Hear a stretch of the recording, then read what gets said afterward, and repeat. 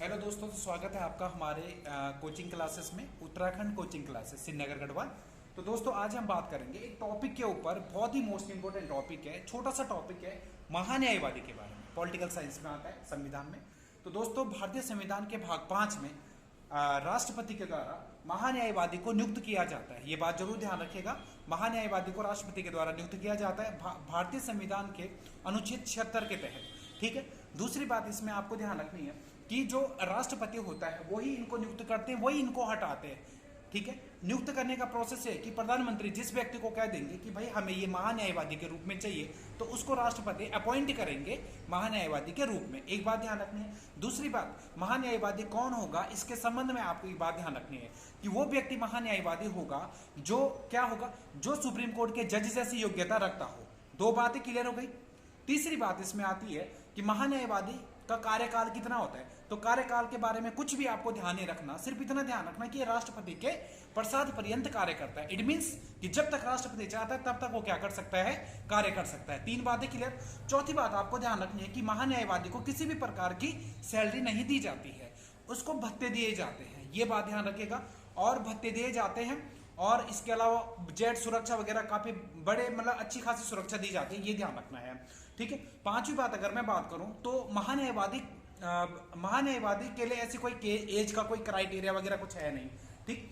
अच्छा, और इसके अलावा अगर मैं बोलूं महान्यायवादी से संबंधित कुछ मुख्य बातें क्या होंगी। देखो, भारत सरकार के या इसके कार्य क्या होंगे अगर मैं कहूं तो भारत सरकार के मतलब ये मान के चलो कि जितने भी हमारे देश में कोर्ट हैं, हाई कोर्ट है मतलब, तो वहां पर हाई कोर्टों में ये क्या कर सकता है, सुनवाई करवा सकता है। मतलब सुनवाई करने का अधिकार होगा किसको, महान्यायवादी को। एक काम, भारत सरकार के खिलाफ कभी भी ये केस नहीं लड़ेगा, ये किसी भी व्यक्ति का निजी केस भी लड़ सकता है, ये भी ध्यान रखिएगा।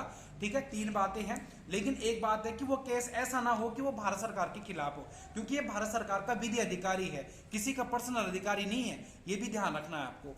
चौथी बात है कि आर्टिकल 88 कहता है इसके संबंध में कि ये संसद के किसी भी सदन का या संसद के किसी भी सदन में बोलने का ये अधिकार रखता है ना। वोट देने का भले ही इसको अधिकार नहीं होता है, लेकिन ये संसद के किसी भी सदन में बोल सकता है। संसद की समितियों का ये सदस्य बन सकता है आर्टिकल 88 के तहत। और आर्टिकल 105 के तहत इसको क्या मिले होते हैं, विशेष अधिकार मिले होते हैं। तो महान्यायवादी की विशेष अधिकार किस में मिलेंगे आपको, आर्टिकल 105 में। और एक और लास्ट बात मुझे आपको इसमें बतानी है कि जो महान्यायवादी होता है इसके संबंध में कि जैसे कि आपको पता है कि अनुच्छेद 143 है।